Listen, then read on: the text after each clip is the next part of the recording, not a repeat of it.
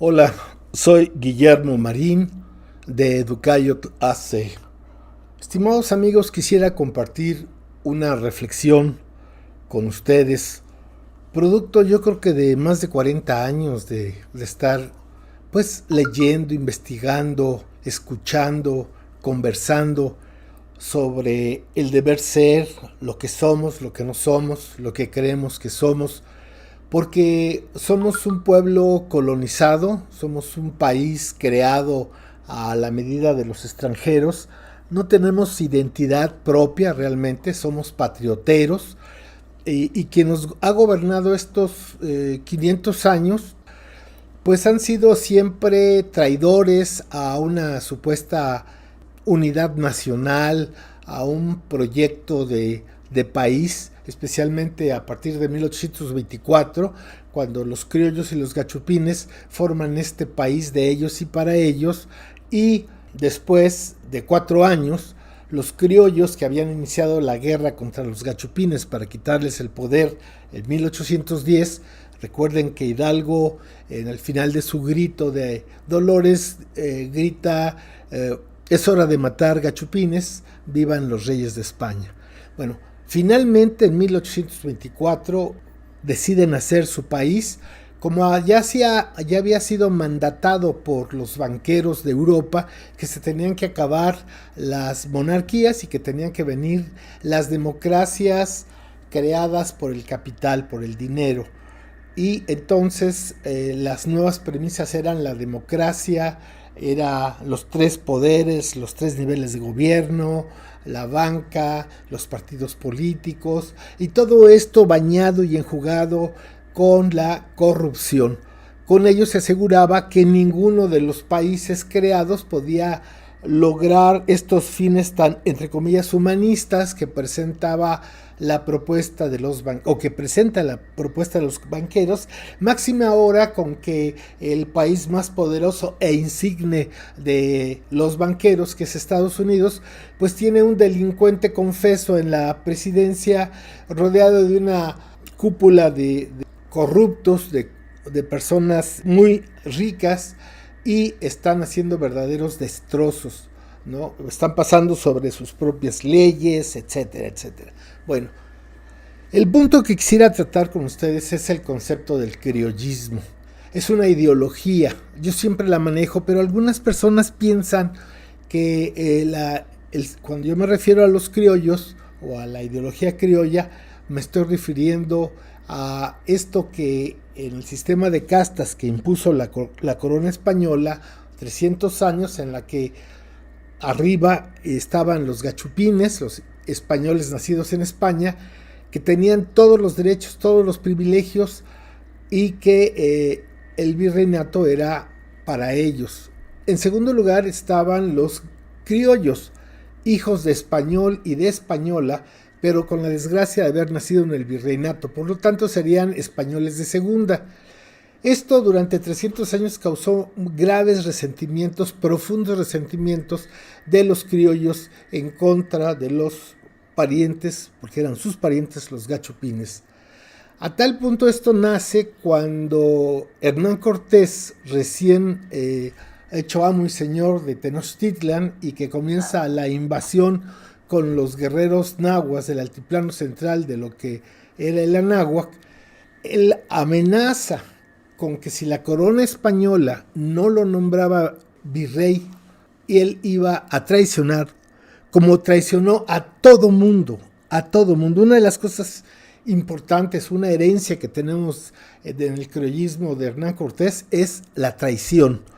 Si no lo nombraban virrey, él se declararía rey de México.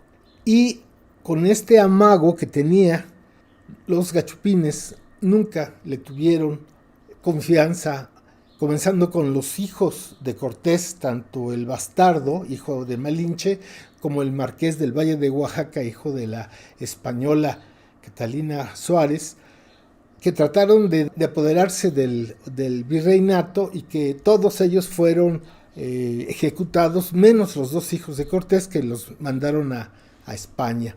Y recuerden también que la corona mandó llamar a Cortés y que creía Cortés que ese llamado era para otorgarle el virreinato y nunca lo recibió el rey, y en cambio, entre otras cosas, le prohibió regresar al virreinato y no volver a escribir las mentiras que escribió en las cartas de relación y luego las que escribió bajo el seudónimo de Bernal Díaz del Castillo. Bueno, los criollos entonces técnicamente pues son los hijos de los españoles nacidos en el virreinato y por lo cual no podían accesar a los puestos más elevados del gobierno, de la iglesia, del ejército, de la economía. Eran siempre segundones. Y esos 300 años fueron años muy difíciles para los criollos porque tuvieron que soportar esta desecho que hacían de ellos, esta puerta cerrada al poder. En 1810, Napoleón, instruido y trabajando para los banqueros europeos, no solamente toma Francia y decapita al rey de Francia, a los reyes de Francia, que era algo imposible porque ellos, según la usanza europea de aquel entonces, apoyada por la iglesia, eran puestos por Dios. Entonces una persona común y corriente no podía matar a un rey. Entonces, a los reyes de Francia, Napoleón tiene como misión destruir los reinos y convertirlos en repúblicas. Y comienza justamente con España, la cual invade fácilmente y toma prisioneros a los reyes y los manda a París. Y pone a su hermano Pepe Botella al frente del reino en vías de ser república. Que hasta la fecha siguen peleando los españoles ese concepto de reinado y república. Es el momento que aprovechan los criollos como una jugada de ajedrez en la que Francia no podía tomar los territorios de la corona española en América porque años antes había habido una batalla naval entre las armadas francesa y española contra la inglesa, la famosa batalla de Trafalgar, donde Nelson derrotó a las dos armadas y Inglaterra se quedó como la ama y señora del Atlántico. Por lo tanto, los franceses no podían venir al continente americano y, de hecho, técnicamente, supuestamente, las colonias, los virreinatos, pues le pertenecían a Francia. Ese es el momento que utilizan los criollos para hacer una lucha en contra de sus parientes, los gachupines, quitarles el poder, con la idea de que cuando los reyes de España volverían a gobernar, entonces ellos pasarían a ser nuevamente parte de la colonia, pero con el poder ya en sus manos. Habrían desbancado a los gachupines. Y recuerden que Hidalgo, finalmente en su grito de dolores, dice: vivan los reyes de España. Entonces no era una independencia contra la España, sino era una independencia contra los gachupines. Y de ahí pues los criollos y los gachupines, después de 11 años de guerra fratricida, deciden hacer las paces. En esa guerra fratricida de 11 años, los criollos y los gachupines ponen las ideas, las banderas, y los pueblos de la náhuatl ponen los muertos. Así ha sido siempre la historia de esta primero colonia y ahora neocolonia. Entonces, en 1821 deciden hacer las paces y crear su país de ellos y para ellos y acabar con el virreinato. Sin embargo, mientras están pensando criollos y gachupines qué tipo de país iba a surgir, como estaba en ese momento surgiendo los países en Europa, porque el concepto de Estado-nación moderno sustentado por la banca es algo que tiene apenas 200 años. El país más viejo es Estados Unidos, que se conforma como tal hasta 1776, y de ahí viene Francia en 1700, a finales de 1700, y Francia va a ser después con Napoleón el sembrador de la destrucción de los reinos y el cambio a ser naciones sustentadas por el dinero. Mientras criollos y gachupines definían cómo iba a ser su país, de manera oculta el criollo Iturbide da un golpe de timón y de la noche a la mañana se convierte en emperador del primer imperio mexicano, oiga bien, del Anáhuac, porque esta tierra siempre ha sido Anáhuac y volverá a ser Anáhuac. No en vano, José María Morelos y Pavón en 1813, cuando ese estallido social de 1810, de es hora de matar gachupines, empieza a cobrar ya un sentido verdaderamente de independencia, Morelos convoca en Chilpancingo al primer congreso del Anáhuac para dar los sentimientos de la nación. Pero bueno, esa es otra historia. Estamos entonces en el momento en que Iturbide de la noche a la mañana se convierte en emperador. Un imperio de risa que dura exactamente 9 meses. Finalmente, en 1824, criollos y gachupines deciden crear los Estados Unidos mexicanos. O sea que el nombre de México es ficticio, como todo. Como todo lo que se ha creado es ficticio. No existe México, salvo en las mentes cochambrosas de los gachupines, de los extranjeros. Porque, insisto, esto es Anáhuac y volverá a ser Anáhuac. Entonces, los criollos y los gachupines vuelven a tomar el poder y crean en 1824 su país, al que, como dije, le van a llamar Estados Unidos Mexicanos. Toda coincidencia con los Estados Unidos de Norteamérica, nada tiene que ver el representante de los intereses de Estados Unidos, el señor Poinsett, y representante también de las logias yorquinas. Entonces ahí se ve la mano que siempre ha movido la cuna en el México imaginario, los Estados Unidos. Pero bueno, le llaman a su país Estados Unidos Mexicanos y están los criollos y los gachupines haciendo las paces para crear esta nación de ellos y solamente para ellos. Ahí quedan excluidos hasta la fecha todos los demás.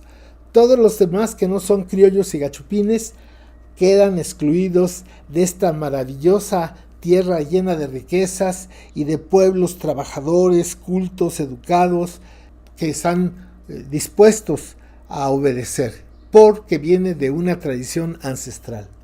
Sin embargo, 4 años después, en este México imaginario, los criollos se dan cuenta que nada había cambiado, a pesar de los 11 años de guerra fratricida, de destrucción de la riqueza de los gachupines del virreinato. Estaban exactamente igual que en 1810. ¿A qué me refiero? Que los que tenían el poder económico, político, seguían siendo los gachupines, porque los gachupines firmaron un papel en que supuestamente renunciaban a ser súbditos de la corona española y pasaban a ser flamantes ciudadanos mexicanos. Pero el poder económico, político y social seguía estando en manos de los gachupines. Entonces, algo que caracteriza a los criollos justamente es la traición. Y los criollos traicionan a los gachupines y los expulsan en 1828 de ese país, el que crearon para ellos y solamente para ellos. Hay 3 cosas que caracterizan la ideología criolla, porque hoy ya no podemos hablar de criollos como tal, porque hay personas que han nacido en este país, extranjeros que han nacido en este país y que han dado la vida por él, como Gonzalo Guerrero, por ejemplo, como Francisco Javier Mina, etc. Y también hay verdaderos y espeluznantes caciques anahuacas que con la ideología criolla han hecho cosas horrorosas con sus pueblos. Es decir, no es que el hecho de nacer circunstancialmente en México siendo hijo de padres extranjeros, eso ya nos condena a tener una ideología. No. Es una ideología y como tal, usted la toma o usted la deja. Eso es todo. Entonces el punto es que los criollos, la ideología criolla, comenzó a tener mucha fuerza y el México moderno, en el siglo XIX, comenzó un proceso terrible que seguimos viendo hasta la fecha. Decimos que los criollos son traidores. Y por supuesto que sí, a tal punto que son los criollos los que se traicionan a sí mismos. Porque después de haber traicionado los valores y los principios de la supuesta independencia, después de haber traicionado a los compinches gachupines para hacer la guerra finalizar la guerra de independencia, expulsan a los gachupines, los traicionan y finalmente se quedan con el país de ellos y para ellos. Pero se traicionan a sí mismos. Y entonces se vuelven los conservadores criollos y los liberales criollos. Se vuelven los masones escoceses y los masones yorquinos. Se vuelven los criollos centralistas y los criollos federalistas. Y así van enfrentándose todo el siglo XIX en medio de invasiones en las cuales en algunas ocasiones han sido los propios criollos los que han ido a otra nación a pedir que los invadan para vencer a sus adversarios. Es tristísima esa historia de los criollos. Es tristísimo saber que entre las personas que fueron a pedirle a Napoleón III que invadiera México estaba el hijo de Morelos. Es tristísimo y no se reconoce, pero Juárez, en un tratado que por fortuna no se llevó a cabo, les ofrecía todo a los gringos por apoyarlo. Entonces, bueno, esa es la historia. Salinas de Gortari, Zedillo, Fox, Calderón, Despeñadero, todos ellos, incluido el propio Andrés López Obrador, todos son de ideología criolla. Todos pretenden mantener el poder excluyendo a la base de este país. Y en torno al penúltimo presidente, quiero decirles que en su cuarta transformación no existe el Anáhuac. Para ellos este país inicia en 1810. Y el antecedente, entre comillas, fíjense, la ideología prehispánico, son los aztecas de 196 años. Y los 9.800 años para atrás, desde la invención de la agricultura hasta la invasión, esos no existen. Eso es solamente folclore.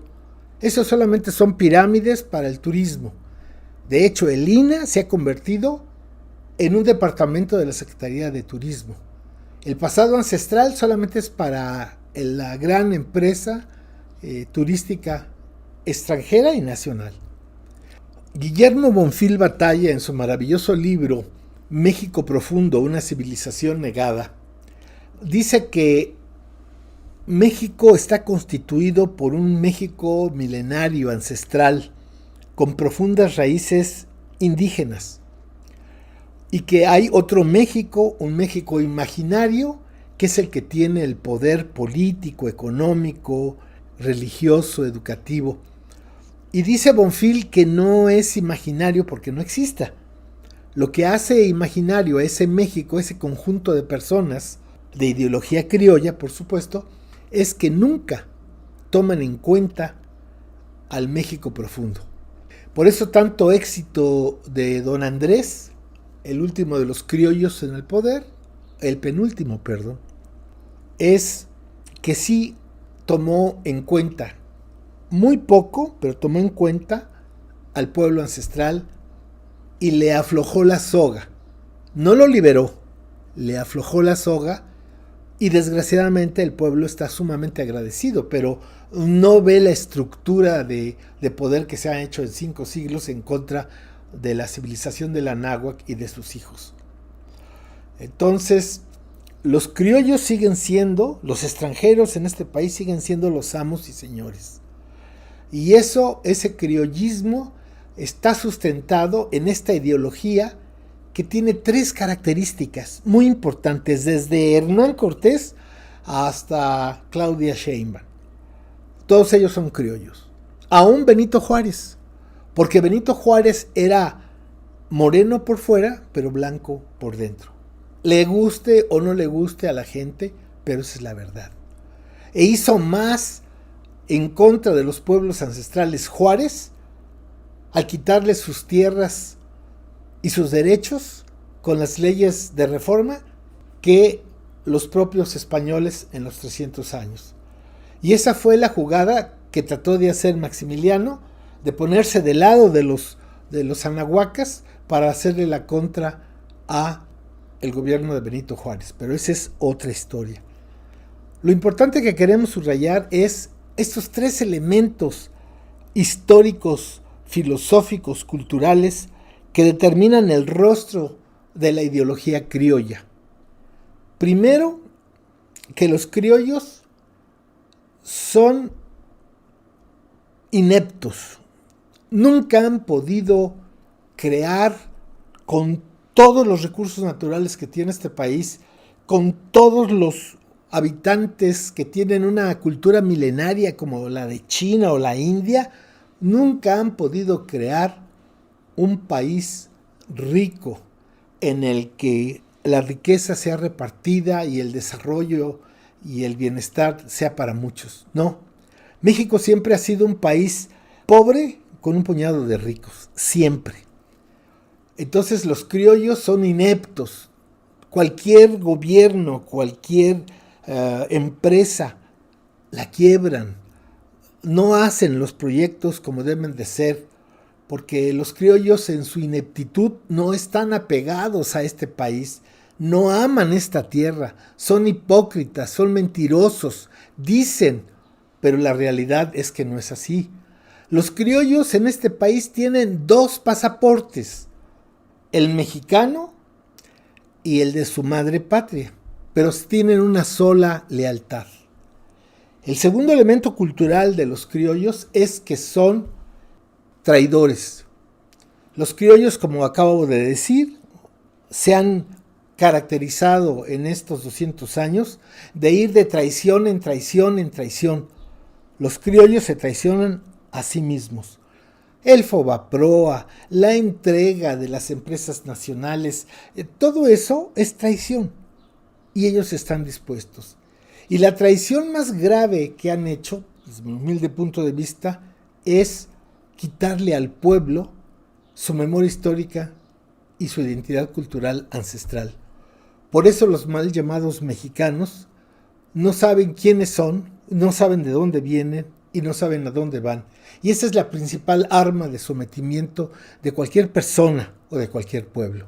Por eso ha estado sometido el pueblo de México imaginario, justamente, básicamente, por eso, porque no sabemos quiénes somos, porque somos ignorantes de nosotros mismos, porque nuestro gran potencial, el más importante, que se formó hace 10,000 años, no lo conocemos.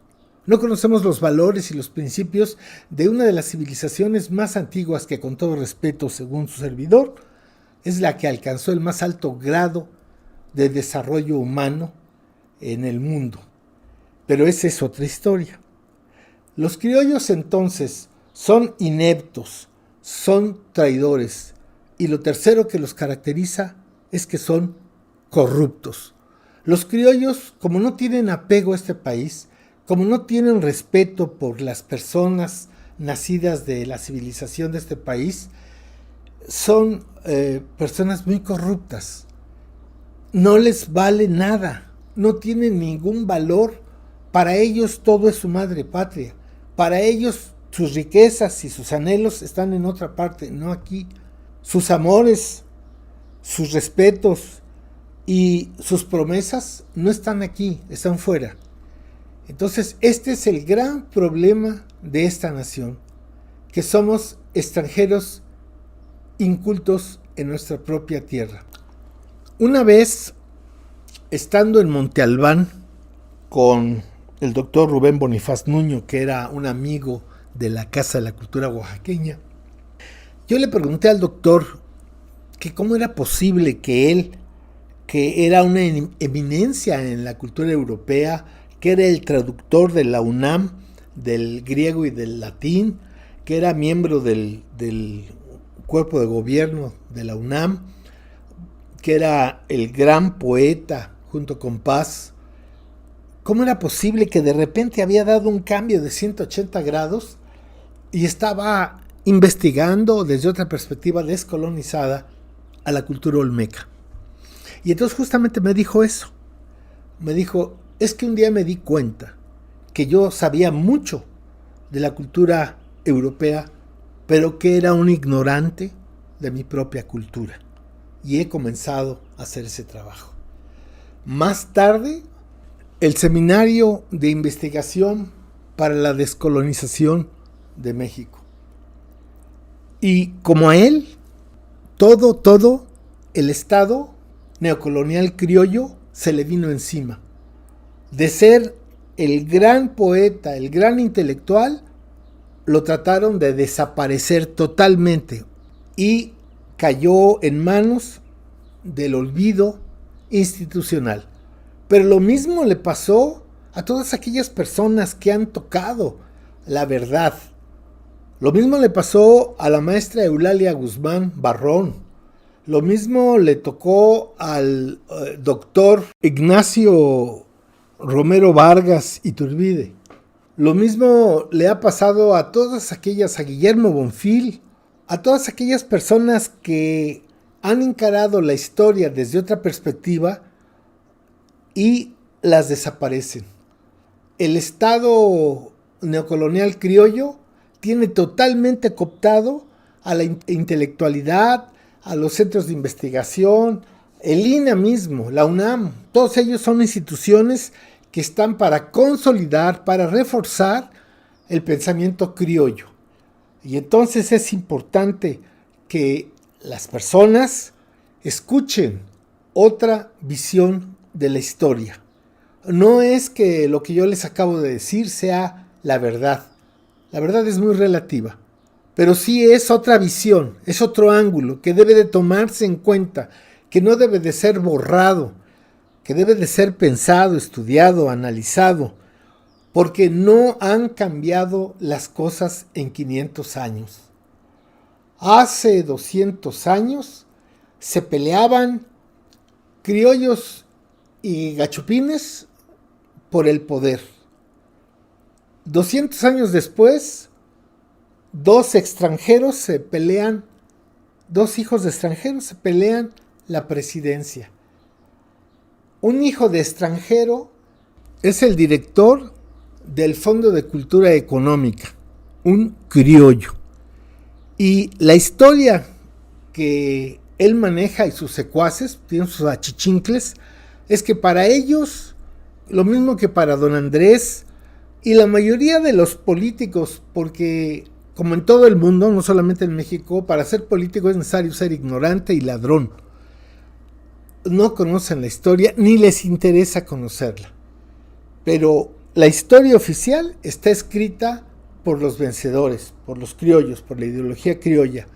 Y llegan a tal cinismo que escriben la historia de los vencidos escrita por los vencedores. Necesitamos repensar este país y recuperar los valores y los principios que hicieron a la civilización del Anáhuac durante muchos siglos una experiencia humana de gran calidad. Gracias. Educayotl AC. Educar para el futuro con la sabiduría del pasado.